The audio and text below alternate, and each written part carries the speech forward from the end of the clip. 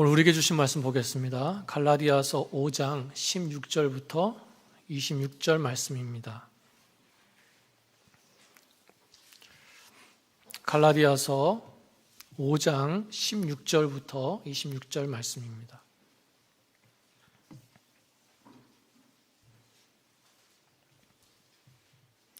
교독하시겠는데요. 제가 먼저 읽겠습니다. 내가 이르노니 너희는 성령을 따라 행하라. 그리하면 육체의 욕심을 이루지 아니하리라. 성령은 육체를 거스리나니 이 둘이 서로 대적함으로 너희가 원하는 것을 하지 못하려고 하려 함이라. 너희가 만일 성령의 인도하시는 바가 되면 율법 아래 있지 아니하리라.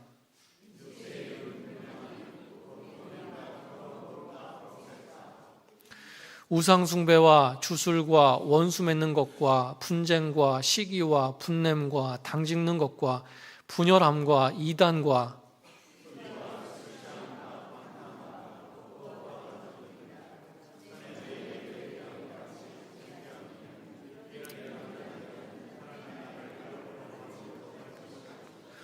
오직 성령의 열매는 사랑과 희락과 화평과 오래 참음과 자비와 양성과 충성과 그리스도 예수의 사람들은 육체와 함께 그 정욕과 탐심을 십자가에 못 박았느니라. 다 같이 읽겠습니다. 헛된 영광을 구하여 서로 노엽게 하거나 서로 투기하지 말지니라. 아멘, 아멘. 제가 설교 후에 2시부터 5시까지 시험을 봅니다. 시험. 노예 가입을 위한 시험을 교회에서 보게 되고요. 노예에서 목사님이 오셔서 이제 감독하시고 제가 시험을 봅니다. 그래서 그런지 주의 보혈 능력이 또다 시험을 이기는 능력이 되는 찬양이 더 은혜가 되고요. 그 시험은 그 시험이 아니지만 여러분 우리 사순절 기간을 보내잖아요. 사순절 기간 동안에 내가 가장 좋은 것을 드린다면 뭘 드릴 수 있을까 생각하시고 또 영적인 싸움이 있습니다. 시험이 있습니다. 그 시험 가운데 이기시는 그런 저 여러분 되시기를 축복합니다. 오늘은 마지막 제 주로 복음에 대해서 나눕니다. 우리가 지난 시간에는 예수님께서 우리에게 주신 자유에 대해서 말씀을 드렸어요. 그 자유는 죄로부터 자유고요. 우리를 속량하시고 구원하셔서 주신 자유였습니다. 예수님께서 우리에게 자유를 주신 이유는 뭐예요? 이제는 종로로 타지 말고 믿음 위에 굳게 서서 구원받은 자답게 하나님의 자녀답게 은혜를 누리면서 살라는 것입니다. 그래서 지난 시간에 그런 질문을 드렸어요. 나는 예수님께서 주신 그 자유를 충분히 누리면서 살고 있는가? 아직도 종의 모습에 묶여서 살고 있는 그런 모습은 없는가? 혹시라도 말씀에서 얘기하고 있는 것처럼 그 자유를 육체의 기회로 삼으면서 살고 있는 것은 없는가? 바로 그걸 뒤돌아보는 그런 시간을 가졌습니다. 그러면서 그렇게 자유를 누리지 못하게 하는 이유가 뭔가? 3가지를 말씀드렸어요. 죄가 누리지 못하게 한다. 은혜의 부재가 누리지 못하게 한다. 우리에게 있는 시험이 누리지 못하게 한다. 그러면서 그렇다면 그걸 이기기 위해서는 어떻게 되겠느냐? 예수님의 십자가를 붙들어야 된다 그랬습니다. 오직 사랑으로 서로 종로로 타라. 주님 안에서 사랑하면서 살아야 된다. 바로 이런 부분들을 말씀을 드렸습니다. 그러면서 오늘 말씀으로 이어지고 있는 거예요. 그렇다면 앞에서 말한 그 육체의 일은 뭐냐? 그 육체의 일에 반대되는 성령의 일은 뭐냐? 이걸 말씀하고 있습니다. 그래서 오늘 이 2가지를 가지고 함께 은혜를 나누고 기도하려고 합니다. 어떤 사람이요, 알코올 중독에 빠졌어요. 도저히 자기의 힘과 의지로 그 술을 끊을 수가 없어가지고 전문 병원에 가가지고 치료를 받았습니다. 그리고는 드디어 치료를 마치고 집으로 돌아오는데 그 집으로 돌아오는 길목에 평소에 자주 가던 술집이 딱 보이는 거예요. 그 앞에 지나가는데 순간 아주 강한 유혹이 밀려오더라는 것입니다. 사람의 마음이요, 작은 틈을 주면 점점 그 생각이 눈덩이처럼 불어나지 않습니까? 그래서 그걸 알기 때문에 이 두려운 마음이 생긴 거예요, 그분이. 그래서 어떻게 했는지 아십니까? 우리가 보통은 그 자리를 도망가면 돼요. 유혹의 자리를 빨리 벗어나면 됩니다. 근데 이분은요, 그 옆에 있는 가게에 들어가셨어요. 가게에 들어가서 큰 우유통 2통을 사가지고 벌컥벌컥 마시면서 더 이상 먹을 수 없을 만큼 잔뜩 마셨습니다. 그랬더니 순간이지만 술이 주는 그 유혹과 갈증이 해소가 되더라는 거예요. 물론 임시방편이죠. 오죽했으면 그랬겠습니까? 그래도 이기려고 하는 그 모습이 가상한 거예요. 우리도 비슷한 경우가 있지 않습니까? 건강을 위해서 마음껏 먹지 않고 음식을 조절하잖아요. 뭐 고기나 탄수화물 같은 거를 줄이고 음식 자체를 줄입니다. 그러니까 배가 고프잖아요. 어떻게 하십니까? 저녁에 야채나 샐러드를 잔뜩 산처럼 싸놓고 그걸 또 먹습니다. 그러면 그 공복감이 줄어들어요. 왜 이런 예를 드냐면요, 제가 지난번에도 말씀을 드렸지만 사람에게는요, 영적인 기갈이라는 게 있습니다. 무엇인가 채우고 싶어하는 갈증이 있다는 거예요. 술 대신 우유를 막 채울 수밖에 없는, 허기진 배에 야채를 채울 수밖에 없는 그런 갈증과 배고픔이 있습니다. 몸만 배고픈 것이 아니라 우리의 마음과 생각과 영도 배고파요. 그런 갈증이 있을 뿐만 아니라 그걸 채우고 싶은 욕망을 가지고 있다는 것입니다. 어떤 사람은요, 사랑받지 못하고 살아왔기 때문에 사랑과 관심에 대해서 많이 갈급해합니다. 그래서 늘 사랑을 갈구해요. 어떤 사람은요, 무시함을 당하면서 살았습니다. 그래서 인정받는 것, 대접받는 것에 대해서 굉장히 민감해요. 명예에 대한 갈급함이 있습니다. 또 어떤 사람은요, 사람 욕심이 많습니다. 사람에 대한 좋은 관계에 대한 갈급함을 가지고 살아요. 그래서 주는 대로 받지 못하면 굉장히 힘들어합니다. 누구는 물질에 대해서, 누구는 환경에 대해서, 누구는 건강에 대해서 갈급함을 가지고 살아가고 있습니다. 그리고 무엇보다 사람에게는요, 영적인 갈급함이 있습니다. 저 어디 정말 아무것도 없는 깊은 오지에서요, 세상과 단절돼서 살아가는 그 사람들도 태양과 산을 섬기면서 살아요. 동물과 나무에게 빌면서 삽니다. 누가 가르쳐주지도 않았는데 종교적인 성향을 가지고요, 나름대로 신을 찾고 신을 의지하면서 살아간다는 거예요. 왜 그렇습니까? 하나님께서는요, 사람을 영적인 존재로 만드셨기 때문에 그래요. 그래서 그 심령에, 그 영에 하나님으로 채우지 않으면 채워질 수 없는 그런 영적인 갈급함을 가지고 사는 것입니다. 사람은 이렇게 크고 작은 여러 가지 기갈과 배고픔을 가지고 살고 있는데요, 그걸 채우고 싶어요.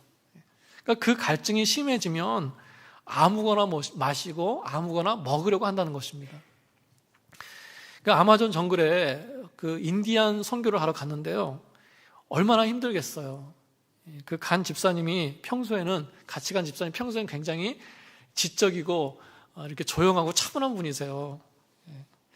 저는 그런 거 잘 못 먹습니다. 잘 가려서 먹어야죠. 이러시는 분인데, 하루 저녁 정글에서 지내시니까 뭐 묻지도 않고 따지지도 않고 드십니다. 물을 드리니까 막 흘려가면서 벌컥벌컥 드세요. 갈증은, 배고픔은 채워야 됩니다. 하지만 그렇다고 해서 아무거나 먹을 수 없잖아요. 그렇지 않습니까? 갈증 난다고 썩은 물을 먹을 수 없어요. 상한 음식을 먹을 수 없습니다.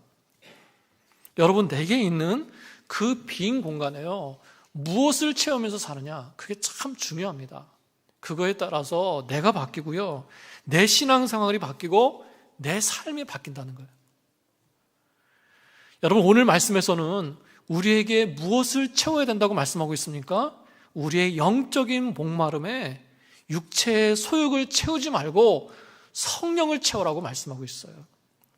말씀은 아주 단순하고 명료하고 굉장히 쉽게 말씀하고 있습니다. 16절 말씀을 보시면요, 너희는 성령을 따라 행하라. 그리하면 육체의 욕심을 이루지 아니하리라. 이렇게 말씀합니다. 이 말씀은요, 육체의 욕심 대신 성령을 채우라는 거예요. 우리가 육체를 따라가려고 하는 그 갈증을 이길 수 있는 방법은 뭐냐? 그 육체의 욕심 대신 성령을 채워야 된다는 것입니다. 그러니까 이 말씀 속에는 어떤 의미가 들어있냐면요, 우리는 반드시 둘 중에 하나를 선택해서 채워야 된다는 거예요. 육체의 욕심을 따르면 성령을 쫓을 수가 없고요, 성령 충만하면 육의 열매를 가질 수 없습니다. 반드시 둘 중에 하나는 선택해야 돼요. 왜 그렇습니까? 내가 성령을 택하지 않으면, 내 삶 속에 성령님을 채우지 않고 살면 그거로 끝나는 것이 아니라 그 대신 다른 게 들어오게 돼 있어요. 육체의 소욕이 들어오게 되어 있다는 것입니다.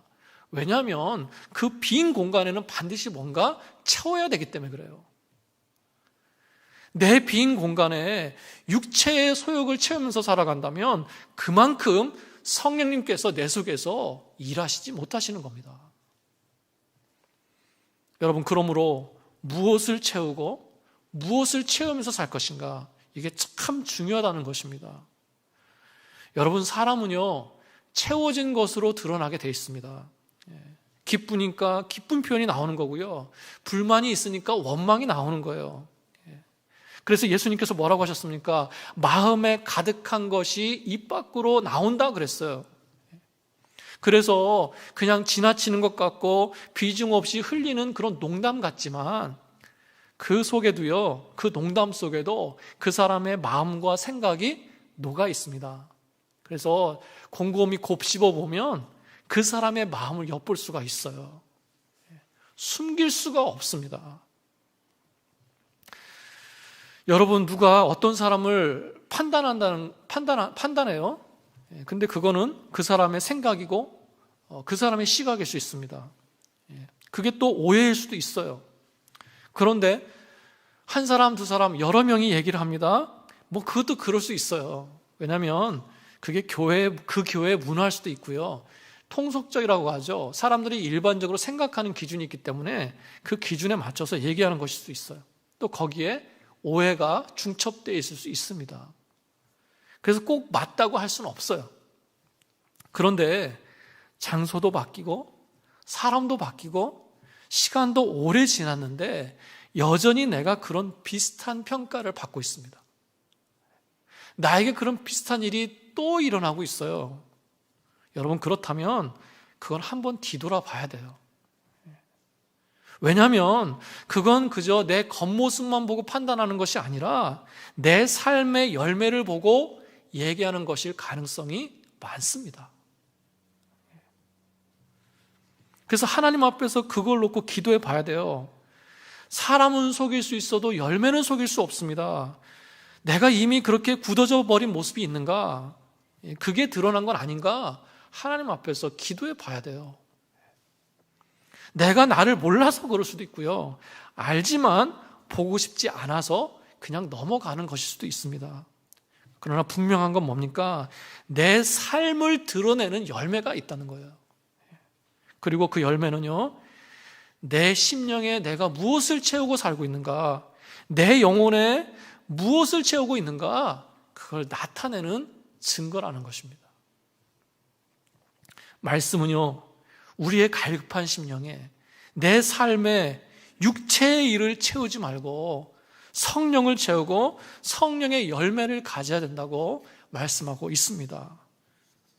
여러분, 성령 충만한 삶을 사시기를 축복합니다. 예. 자, 그렇다면 육체의 일은 뭐고 성령의 일은 뭐냐? 19절부터 21절까지는요, 육체의 일을 얘기하고 있습니다. 육체의 일은 분명하다, 이렇게 시작해요. 그러니까 분명하다는 거예요. 긴가민가 하지 않다는 겁니다. 확실하다는 거예요. 육체의 일을 15가지로 말씀하고 있는데 자세히 보면 크게 4가지로 나뉘어 있습니다.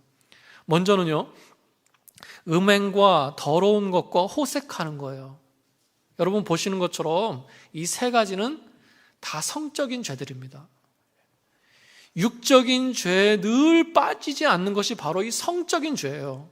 죄가 만연한 곳에는 반드시 성적인 타락이 나타납니다.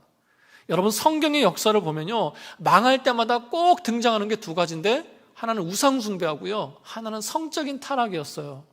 그리고 그 타락의 정점에 꼭 나타나는 게 뭡니까? 동성애였어요. 동성애. 소돔과 고모라가 그랬습니다.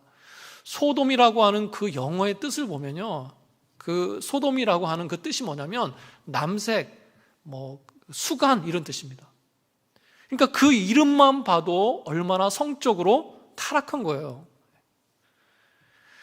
고린도전서 말씀을 보면요, 사람이 범하는 죄마다 몸 밖에 있지만 음행은 자기 몸 안에 죄 짓는 거라고 그랬어요.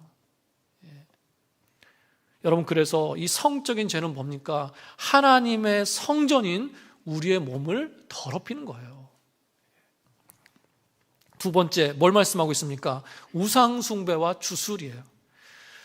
우상숭배는 우리가 잘 알고요. 주술은 뭐냐? 주술은 술법, 마술 이런 뜻입니다. 그러니까 접신해서 예언을 한다든가 어떤 저주의식이나 주문예식 같은 거 하는 그런 주술이에요. 말하자면 굿 같은 겁니다. 굿. 그러니까 이 우상숭배와 주술은 어떤 특성이 있습니까? 신앙적인 죄, 종교적인 죄를 얘기하고 있는 거예요. 여러분, 우상숭배는 말할 것도 없습니다. 망할 때마다 등장하고요, 등장해서 망하는 게 우상숭배예요. 세 번째, 육의 일은 뭔가? 원수 맺는 것과 분쟁과 시기와 분냄과 당짓는 것과 분열과 이단과 투기라고 말씀합니다. 자세히 보면 어떤 특징이 있습니까? 사회적인 죄라는 거예요. 사회적인 죄. 사회생활하면서 관계 속에서 일어나는 죄예요. 그런데 그 특징을 다시 한마디로 요약하면 뭡니까? 분열과 분쟁이에요. 서로 싸우고 원수되는 겁니다.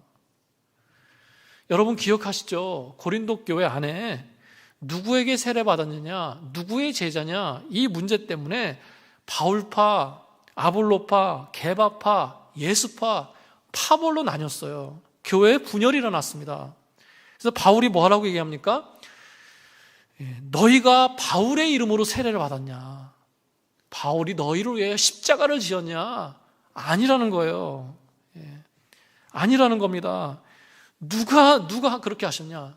예수님께서 하시지 않았냐? 예수님이 주인이라는 거예요. 그러면서 어찌 그리스도께서 나뉘었느냐? 이렇게 책망하고 있습니다. 여러분, 교회가 나뉘는 것은요, 절대적으로 육의 일이에요. 육의 일. 육의 열매입니다. 분열의 영이 역사하는 거예요. 네 번째, 육의 열매로 술 취함과 방탕함에 대해서 말씀하고 있습니다. 이 술 취함과 방탕함은요, 생활 속에서 짓는 죄, 윤리적인 죄라고 할 수 있습니다. 여러분, 누가복음 21장을 보시면요, 예수님께서 제자들에게 마지막 때에 종말에 어떤 일이 일어날 것을 쭉 말씀하시고 그들에게 경고하신 후에 그렇다면 너희는 어떻게 살아야 되냐? 이 말씀을 하십니다.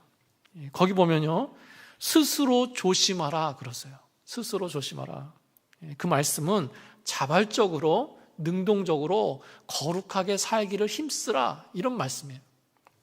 그런데 그 뒤에 이어서 또 뭘 말씀하시냐면 방탕함과 술 취함과 생활의 염려로 마음이 둔해진다, 이런 말씀을 하세요. 그러니까 마지막 때 우리가 정신을 차리고 하나님 앞에서 거룩하게 살아야 되는데 그런 나를 무디게 하고 방해하는 게 뭐냐? 바로 오늘 말씀에서 얘기하고 있는 이 육체의 열매, 방탕함과 술 취함이라는 거예요. 똑같은 표현을 쓰세요. 거기다가 하나를 더해서 염려를 말씀하고 계시는 겁니다. 마지막 때를 살고 있어요. 하나님의 심판이 눈앞에 있습니다. 그런데 그런 우리를 무디게 하고 느끼지 못하게 하는 게 뭔가? 스스로 거룩하게 살지 못하게 하는 것이 무엇인가? 방탕함과 술 취함과 염려라는 거예요. 여러분, 방탕함과 술 취함을 말할 때 번뜩 떠오르는 말씀이 있죠. 에베소서 5장 18절 말씀입니다. 술 취하지 말라. 이는 방탕한 것이니 오직 성령 충만함을 받으라. 왜 하고 많은 것들 중에 술 취함을 말씀하고 있는 겁니까? 여러분, 술 취함은요, 그 당시에도 방탕함과 무절제의 상징이었어요. 세상적으로 살아가는 모습을 대변하는 거였습니다.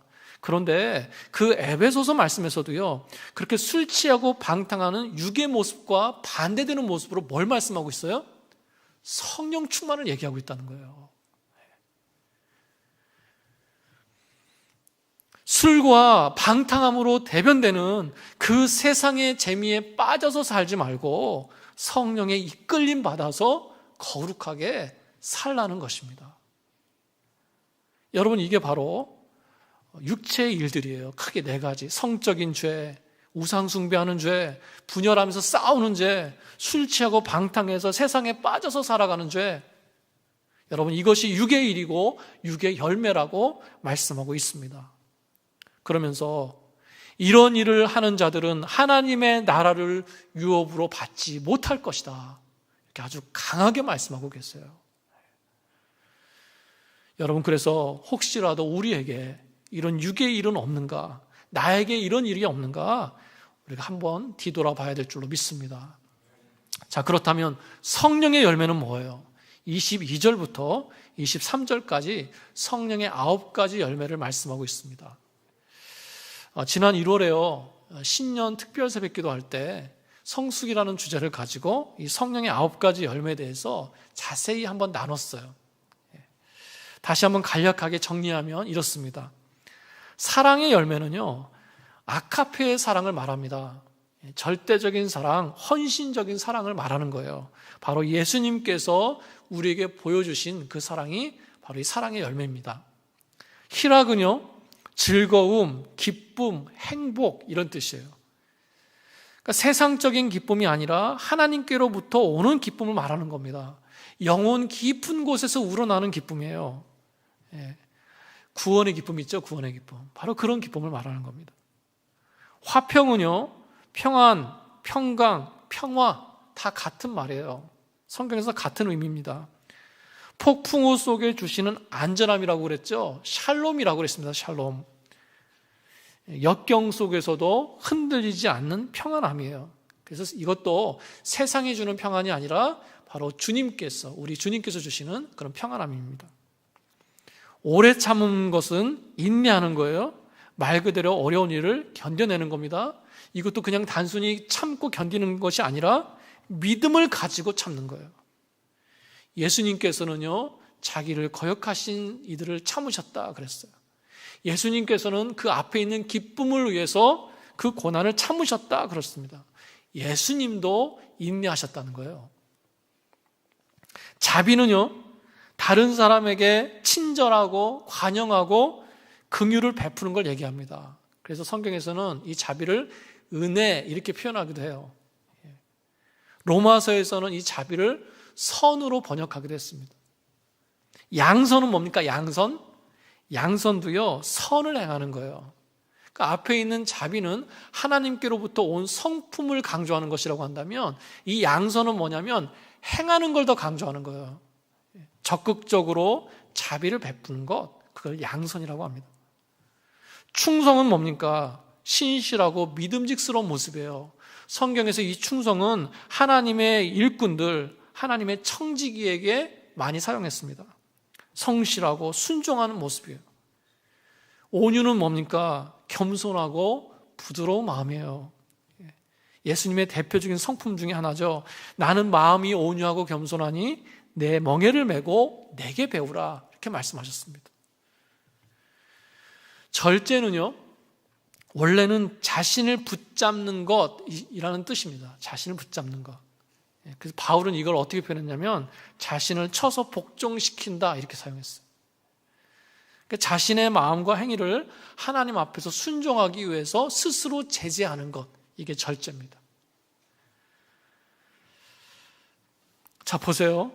사랑과 희락과 화평은 하나님께로부터 오는 성품인 걸 강조합니다. 근데 그 다음에 말씀하는 오래 참음과 자비와 양선은 뭐예요? 그 성품을 가지고 다른 사람에게 가는 거예요. 그 다음에 말씀하는 충성과 온유와 절제는 뭡니까? 거기서 더 나가서, 한 걸음 더 나가서 이제는 실생활에서 더 적극적으로 행동하는 걸 강조하고 있어요. 그리고 결정적으로 이 9가지 열매는요, 예수님께서 우리에게 보여주신 모습이에요. 예수님의 성품입니다. 그리고 이 9가지 열매는요, 따로따로 나타나지 않습니다. 제가 예전에 팔복에 대해서 말씀을 드릴 때 그런 말씀을 드렸어요. 팔복은 8가지 사람이 있는 게 아니라 복 있는 사람 한 사람에게 나타나는 8가지 특징이라고 그랬어요. 그런데 이 성령의 열매도 마찬가지입니다. 사랑 있는 사람 따로 있고 희락 있는 사람이 따로 있는 게 아니에요. 성령 충만한 사람, 성령을 따라서 사는 사람들에게 이 9가지 열매가 다 나타납니다. 어떤 사람에게는 그 중에 사랑이 더 두드러지게 나타나고요. 어떤 사람에게는 충성이 더 두드러져 보이는 거예요. 성령 충만한 사람에게는 9가지 열매가 다 있습니다. 그래서 이 9가지 열매는요, 성경에서 열매들 이렇게 복수로 사용하지 않아요. 열매 이렇게 합니다. 성령 충만함으로 성령의 지배 아래 있을 때 이런 모습이 다 나타나고요, 서로 연결돼서 나타난다는 거예요. 여러분, 성령 충만함으로 이런 열매가 골고루 균형 있게 나타나시길 바랍니다. 자, 이렇게 육체의 소욕과 성령의 열매를 말씀드렸는데요, 말씀은 이 둘이 서로 부딪히고 거스리고 싸운다고 말씀하고 있습니다. 17절 말씀을 보시면요, 육체의 소욕은 성령을 거스리고 성령은 육체를 거스린다, 이렇게 말씀하고 있습니다. 그래서 이 둘이 서로 대적해서 내가 원하는 것을 하지 못하게 한다, 이렇게 말씀해요. 여러분 기억하시죠? 베드로전서 말씀에서 영혼을 거스려 싸우는 육체의 정욕이다 그랬어요. 육은 영을 거스려서 싸운다는 거예요. 육의 일과 성령의 일은 서로 부딪힌다는 겁니다. 여러분, 나를 보세요. 나는 성령을 쫓을 때도 있고 육체의 일을 쫓을 때도 있습니다. 내가 성령을 쫓아서 살려고 하면 내 연약한 육의 본성과 죄성이 자꾸 나를 가로막아요. 반대로 내가 육체의 소욕대로 살려고 할 때 어떻습니까? 성령님께서 나를 가로막으십니다. 여러분, 그걸 느끼십니까? 느껴야 돼요. 성령께서 내 육체의 소욕과 싸우고 계시는 걸 느끼십니까? 우리는요, 육에 매여서 살잖아요. 그래서 의식하지 않아도 그냥 내 육이 좋아하는 것, 내 육이 필요로 하는 걸 따라가는 것에 익숙합니다. 그래서 거기엔 노력이 필요 없어요. 그냥 느끼는 거예요. 내 영은, 내 마음은 새벽기도 가고 싶어요. 기도하고 싶어요. 근데 내 육은 그냥 더 자고 싶습니다. 본능이에요. 그냥 되는 겁니다. 그런데 반대로 내가 육체의 소욕을 따르고 있을 때 성령께서 그걸 가로막는 것, 그걸 느낄 수 있는 것은요, 내가 영적으로 민감해야 돼요. 내가 영적으로 깨어 있어야 된다는 겁니다. 성령님께서는 내 속에 내주하고 계시거든요. 이미 성령이 없으면 모르겠는데 내 속에 계세요. 그렇다면 당연히 죄와 부딪히고 육의 일과 부딪힐 수밖에 없다는 거예요. 오히려 그 싸움이 없는 게 문제입니다. 그게 없는 것 같이 느껴진다면 내가 얼마나 영적으로 무디게 사는 거예요. 내 자아와 내 주장이 얼마나 강하면 내 속에 계신 성령께서 희미하게 계시냐는 거예요. 여러분, 성령님께서는요, 내가 육체를 따라 살 때 때로는 감동을 통해서, 때로는 말씀의 조명을 통해서 나를 깨닫게 하십니다. 그리고 때로는 성령님께서는요, 내 양심을 통해서 또는 내 상황을 통해서, 사람을 통해서 육의 길을 따라가지 말라고 말씀 붙들고 믿음을 가지고 살라고 가르쳐주고 계십니다. 자꾸 나를 견책하세요. 그 성령님을 내가 느낄 수 있어야 된다는 것입니다. 왜 느끼지 못합니까? 왜 느낄 생각도 없고 필요도 느끼지 못하는 겁니까? 오늘 말씀대로 하면 내가 육의 일을 쫓고 있기 때문에 그래요. 내가 죄 가운데 있기 때문에 그렇습니다. 내가 영적으로 잠들어 있기 때문에 그렇다는 거예요. 여러분, 형통하는 것만 은혜가 아닙니다. 막으시는 것도 은혜가 될 수 있어요. 내가 잘못된 갈증을 채우려고 할 때, 내가 육체의 소욕을 따라가려고 할 때 성령님께서 막으시는 게 은혜입니다. 나를 사랑하신다면, 나를 고아와 같이 내버려 두지 않으신다면 당연히 막으셔야 되는 거예요. 우리가 그걸 잘 분별해야 될 줄로 믿습니다. 내가 살아가면서 뭔가 막히고 있어요. 근데 그게 마귀의 방해인지 아니면 성령님께서 막으시는지, 성령님이 도와주시는 건지 우리가 잘 알아야 된다는 겁니다. 갈라디아 성도들에게 다른 복음을 전하고 그들의 신앙을 흔들어 놨던 것은 마귀의 공격이었습니다. 그런데 그들을 보면서 그러지 말아라, 정신 차려라, 복음으로 돌아와라, 바울을 통해서 전하시는 그 메시지는 뭡니까? 성령님이 하시는 말씀이고요, 성령님께서 그들의 잘못을 막아서신 거예요. 여러분, 영적인 일에 부딪힘이 있고 시험이 있는 것은 이상한 일이 아닙니다. 오히려 그런 게 있다면 내가 영적으로 잘 가고 있다는 증거도 될 수 있어요. 그러나 조심해야 됩니다. 그것이 마귀의 시험인지 성령의 막으심인지를 잘 분별해야 돼요. 마귀의 방해라고 한다면 싸워서 이겨야 되는 일이고요, 성령의 막으심이라고 한다면 내 주장과 내 힘과 내 생각을 내려놔야 돼요. 순종해야 됩니다. 성령님과 거스려 싸우지 마세요. 여러분, 우리에게 그런 분별력이 있어야 될 줄로 믿습니다. 성령님께서는 겸손하고 진실한 사람의 마음을 밝혀주시고 바른 길로 인도하시는 줄로 믿습니다. 자, 이렇게 육의 일과 성령의 일이 서로 거스리고 부딪히고 대적합니다. 그래서 24절에서 뭐라고 말씀하고 있습니까? 그리스도 예수의 사람들, 이렇게 시작해요. 누구를 말합니까? 바로 구원받은 저 여러분을 얘기하는 거예요. 예수님의 사람들은 어떻게 된다고요? 육체와 함께 그 정욕과 탐심을 십자가에 못 박아야 된다는 거예요.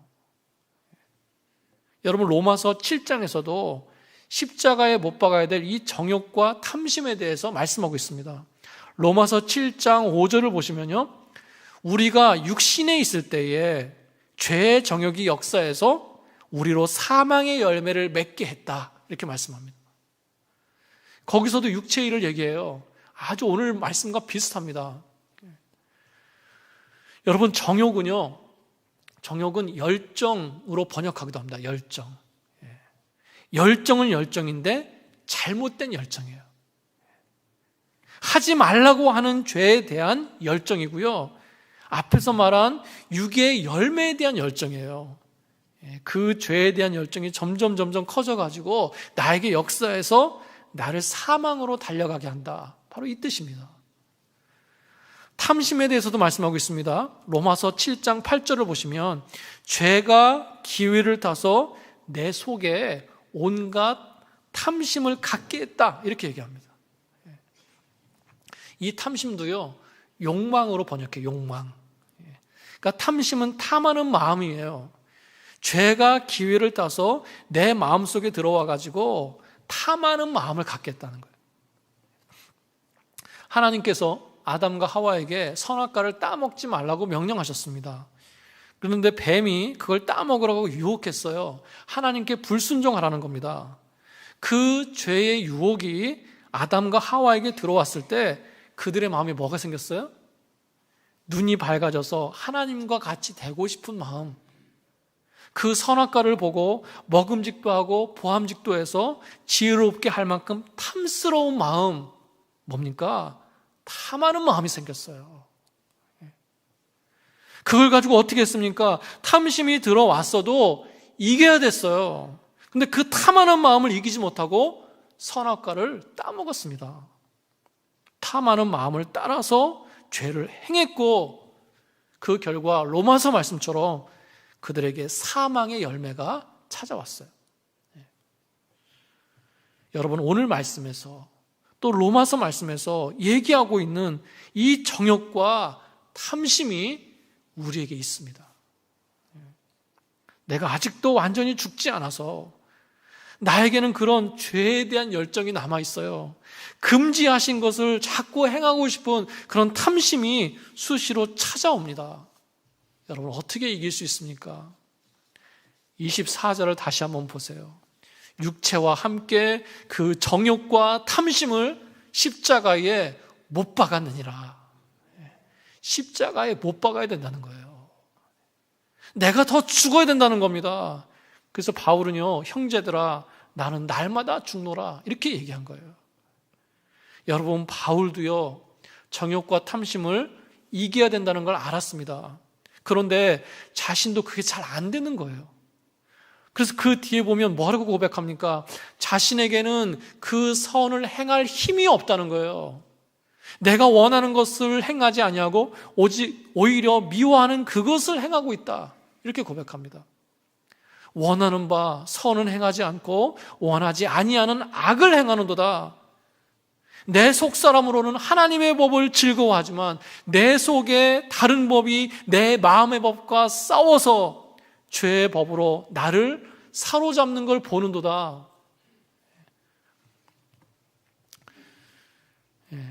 그러니까 바울도 답답한 거예요. 바울도 그 정욕과 탐심을 못 받고 싶은데 안 되는 겁니다. 그래서 어떻게 말합니까? 너무 답답해서 뭐라고 얘기해요? 오라, 나는 공고한 사람이로다. 누가 나를 이 사망의 몸에서 건져내랴. 여러분, 이게 사실 우리의 고백 아니겠습니까? 정말 하나님의 뜻대로 살고 싶습니다. 믿음을 가지고 말씀대로 살고 싶습니다. 정말 기쁘게 신앙생활하고 싶어요. 육신의 연약함을 벗어버리고 정말 성령 충만해서 성령의 열매를 맛보면서 살고 싶습니다. 오늘 말씀처럼 내 정욕과 탐심을 십자가에 못 박고 싶어요. 그런데 그게 잘 안 됩니다. 그래서 내가 스스로 나는 공고한 자로다, 이렇게 고백할 수밖에 없는, 이렇게 한탄할 수밖에 없는 게 바로 나라는 거예요. 여러분, 그런데 바울이 그 말미에 뭐라고 고백합니까? 그런데 나는 우리 주 예수 그리스도로 말미암아 하나님께 감사한다. 이게 무슨 말입니까? 나는 못했지만 예수 그리스도로 말미암아 이길 수 있었다는 거예요. 예수님 때문에 이겼다는 겁니다. 그래서 그 다음에 뭐라고 얘기합니까? 이제는 예수 안에서 정죄함이 없다고 고백하면서 그리스도 예수 안에 있는 생명의 성령의 법이 죄와 사망의 법에서 나를 해방하였도다, 이렇게 선언하고 있습니다. 성령의 법이 죄와 사망의 법으로부터, 내가 자꾸 육을 따라가려고 하는 그 내 연약함으로부터 나를 자유케 했다는 거예요.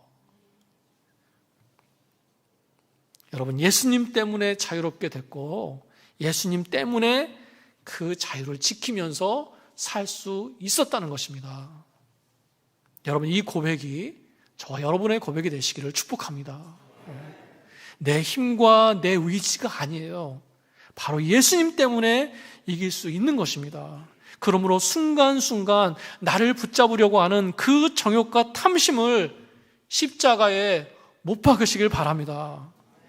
아니, 이미 나는 예수님과 함께 못 박혔어요. 여러분, 말씀을 자세히 보세요. 말씀은 못 박아라 이렇게 얘기하지 않고 못 박혔느니라 완료형으로 얘기하고 있습니다.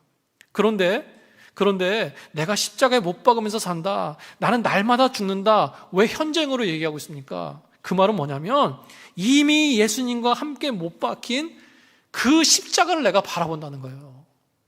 그 예수님을 내가 바라보면서 의지하면서 살아간다, 바로 이 뜻입니다. 여러분, 예수님의 십자가를 바라보면서 죄의 열정과 그 탐하는 마음을 이기면서 살아가시는 그런 저와 여러분 되시기를 축복합니다. 그리고 또 그걸 위해서 어떻게 해야 돼요? 내 영혼의 갈급함에 다른 거 채우지 말고요, 성령 충만을 채우시기 바랍니다. 25절에 성령으로 살면 또 성령으로 행한다 이렇게 말씀하고 있잖아요. 성령으로 살고 성령으로 행하려면 성령 충만해야 됩니다. 여러분, 성령님께서 내 속에 내주하시는 것과 그 성령께서 활동하셔서 내 삶에 영향을 주시고 역사하시는 것은 다른 문제입니다. 예수 믿고 구원받았다는 것은요, 이미 그 사람 속에 성령님께서 내주하고 계시는 거예요. 왜 그렇습니까? 구원은 성령의 역사거든요. 그래서 구원받은 사람의 심령 속에는 이미 성령님께서 함께하고 계세요.